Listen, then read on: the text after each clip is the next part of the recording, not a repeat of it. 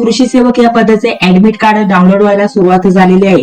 तर तुम्हाला तुमचं स्वतःचे ऍडमिट कार्ड कसं डाउनलोड करायचं त्याविषयी सविस्तर माहिती आजच्या या व्हिडिओच्या माध्यमाने मी तुम्हाला देणार आहे. यामध्ये अजून एक महत्त्वाचं काय असणार आहे, जे एसटी कॅटेगरीचे विद्यार्थी आहेत ज्यांनी पेसा विभागांतर्गत अर्ज केलेला असेल त्यांचं देखील ऍडमिट कार्ड डाउनलोड व्हायला सुरुवात झालेली आहे. अगदी पेसाचा जो एक विद्यार्थी होता त्याचे ऍडमिट कार्ड आजच आपण डाउनलोड करून बघितलेलं आहे. तर त्यांचं सुद्धा ऍडमिट कार्ड आलेलं आहे. आता आपल्याला अपडेटमध्ये काय सांगितलं होतं, परिपत्रकामध्ये काय सांगितलं होतं की फक्त बिगर पेसावाल्यांचे जे पेपर आहे ते होणार आहे. परंतु ज्या पण विद्यार्थ्यांनी पेसा विभागाअंतर्गत अर्ज केलेला असेल त्यांचं सुद्धा ऍडमिट कार्ड आलेलं आहे आणि त्यांचे सुद्धा पेपर 16 व 19 तारखेला होणार आहेत. मित्रांनो, ही एक गोष्ट महत्त्वाची असणार आहे. कोणतेही तुमचे मित्र असतील ज्यांनी पेसा विभागाअंतर्गत अर्ज भरला असेल तर त्यांना सुद्धा ऍडमिट कार्ड डाउनलोड करून बघायला सांगायचंय. त्यांचं सुद्धा ऍडमिट कार्ड डाउनलोड व्हायला सुरुवात झालेली आहे आणि 16 व 19 तारखेला त्यांचे पेपर आहेत. मित्रांनो, तर चला जाणून घेऊया की तुम्हाला तुमचं स्वतःचं ऍडमिट कार्ड कसं डाउनलोड करायचंय.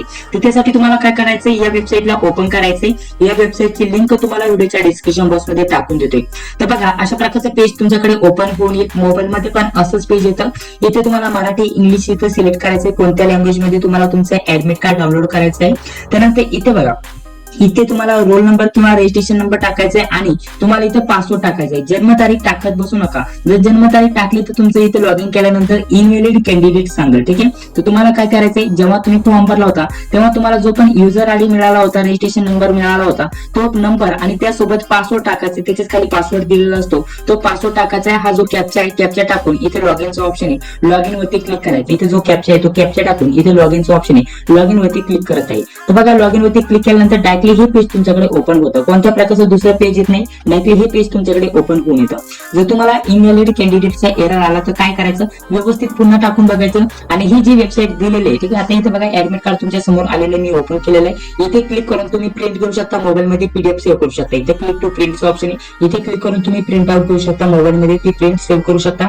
अजून इथे त्यांना प्रॉब्लेम काय येतो, इथे जेव्हा तुम्ही रजिस्ट्रेशन नंबर किंवा रोल नंबर टाकून इथे पासवर्ड टाकून इथे कॅप्चा टाकून लॉग इन करता तेव्हा इनव्हॅलिड कॅन्डिडेट येतं. तर तेव्हा काय करायचंय, तुम्हाला ही जी लिंक वरती दिली ना, मी ही जी लिंक दिली वरती, जी पण व्हिडिओच्या डिस्क्रिप्शन बॉक्स मध्ये लिंक दिली, त्या लिंक वरती पुन्हा नवीन ओपन करायचं, नवीन पेज ओपन करायचं. पुन्हा त्याच लिंक वरती क्लिक करायचे आणि नवीन पेज ओपन करायचे. जर तुम्ही युजर आयडी आणि पासवर्ड इथं चुकीचा टाकला आणि इनव्हॅलिड कॅन्डिडेटचा एरर आला तर ही जी वरती लिंक आहे ती बदलून जाते आणि त्यानंतर तोच एरर पुन्हा पुन्हा येत असतो. तर तुम्हाला काय करायचंय, तुमचं जर लॅपटॉप मधून नाही झालं तर मोबाईल वरतून डाउनलोड करायचंय आणि डाउनलोड जर मोबाईल वरतून नाही झालं तर लॅपटॉप वरतून करायचंय.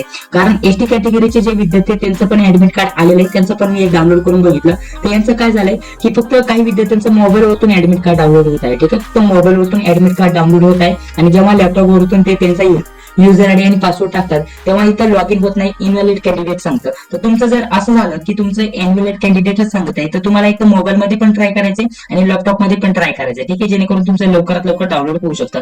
तसं दोन्हीकडे डाउनलोड होतं, परंतु प्रॉब्लेम आलाच तर तुम्ही हे वापरू शकता. हे आपण युज करू शकता, मोबाईल आणि प्लस लॅपटॉप किंवा डेस्कटॉप वरतून तुम्ही डाउनलोड करून बघू शकता. दोन्हीकडून नक्कीच इथं डाउनलोड होऊन जातं. तर अशा प्रकारची इथं सविस्तर माहिती तुम्हाला देण्याचा प्रयत्न केलाय. जन्मतारीख टाकत बसू नका, डायरेक्टली पासवर्ड टाका. जो पण पासवर्ड मिळाला असेल तो पासवर्ड टाका.